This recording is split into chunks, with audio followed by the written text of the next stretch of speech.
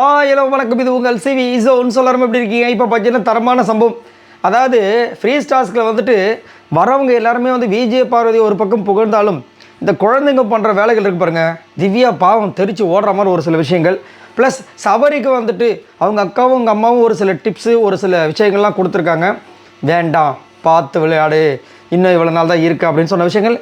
அதுக்கப்புறம் திவ்யாவுக்கு நம்ம சபரியோட அம்மா சொன்ன விஷயங்கள் எல்லாத்தையும் ஒன்றா பார்க்கலாம். அதுக்கு முன்னாடி பார்க்குற எல்லோரும் நம்மளோட சேனலை சப்ஸ்கிரைப் பண்ணிட்டு பாருங்கள், லைக் பண்ணுங்கள், கமெண்ட் பண்ணுங்கள், ஷேர் பண்ணுங்கள்.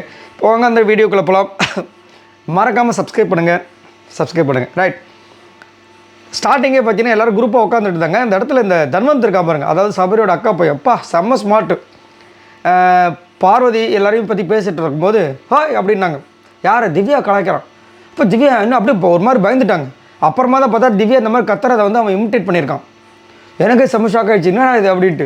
உடனே கமரு கட்டி பிடிச்சி ஒரு முத்தத்தை குத்தாரு. அப்போ வராங்க இவங்க, ஓட்டாங்க. திரும்ப வந்து டேய் நீ எந்த இடத்துலடா பார்த்தேன்? ஃபஸ்ட்டு வந்து கோமா கட்டாங்க. அதுக்கப்புறம் நீ எந்த இடத்துலப்பா பார்த்தேன் அப்படின்னு, நீங்கள் தான் எல்லா இடத்துல அப்படி தானே கத்திரிக்கன்ட்டான். இதுக்கு தானே இப்போ சின்ன பசங்களோட வாயவை கொடுக்கலாம்னு சொல்லிட்டு அவங்க போயிட்டாங்க. இன்னொரு இடத்துல வந்துட்டு சபரியோட அம்மா வந்துட்டு சபரிக்கிட்ட பேசக்கூடிய விஷயங்கள்.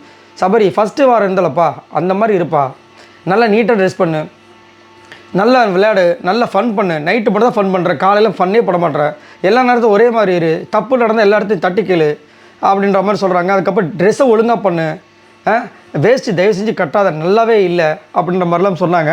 அவர் வந்து இல்லைம்மா அந்த பாரு, அது விடுப்பா, அது வந்து தப்பு நடந்து போச்சுப்பா, எனக்கு தெரியும், நீ தெரியாமல் தான் பண்ணியிருப்பானு, இது அதுக்கப்புறம் இதை பண்ணுப்பா சரியா அப்படின்னு சொல்லிட்டு நீட்டாக ட்ரெஸ் பண்ணி எல்லாத்தையும் சொல்லிட்டாங்க.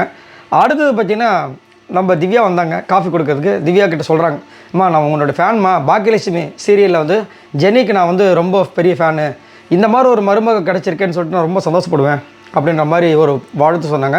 திவ்யாவுக்கு ஒரு ஹாப்பி ஆகிட்டாங்க. அடுத்தது வந்து பார்த்திங்கன்னா அக்கா வந்து சபரிக்கிட்ட என்ன சொன்னாங்கன்னா, ஃபஸ்ட்டு வீக் நீ இருந்த பார்த்தியா அந்த மாதிரி ப்ளே பண்ண, அந்த வீக் மட்டும் மறக்கவே முடியாது, அந்த அளவுக்கு சூப்பராக பண்ண. அதுக்கப்புறம் நீ டல் ஆகிட்டேன் போது சபரி சொல்ல திரும்பவும் இல்லை பார்வதிக்கு அப்புறமா அதுக்கப்புறம் சாண்ட்ரா கிட்ட ஒரு அதெல்லாம் ஆக்சிடென்ட்ரா விட்றா, அதை பற்றியே பேசாத, நீ நல்லா பண்ண, அதே மாதிரி தப்பு எங்கே நடந்தாலும் தட்டி கேளு, இவங்களுக்கு அவங்களுக்கு இதை யாருன்னு சொல்ல, அதெல்லாம் நான் சொல்ல மாட்டேன். சரி விடு. இப்போ என்னென்னா இந்த விஜய் சேதுபதி அவர்களோட எபிசோடில் வந்து கமருதவனை சொன்னார்ல துரோகி அப்படின்ட்டு, நீ அங்கே இல்லைல்ல, அதனால் நீ உடச்சி பேசியிருக்கணுமா இல்லையா அப்படின்ற மாதிரி அவங்க சொன்னவொடனே இவர் அப்படி மண்டையாட்டுறாரு. ஆக்சுவலாக அன்றைக்கி அவர் பண்ணது அந்த மாதிரி தான் இருந்தது.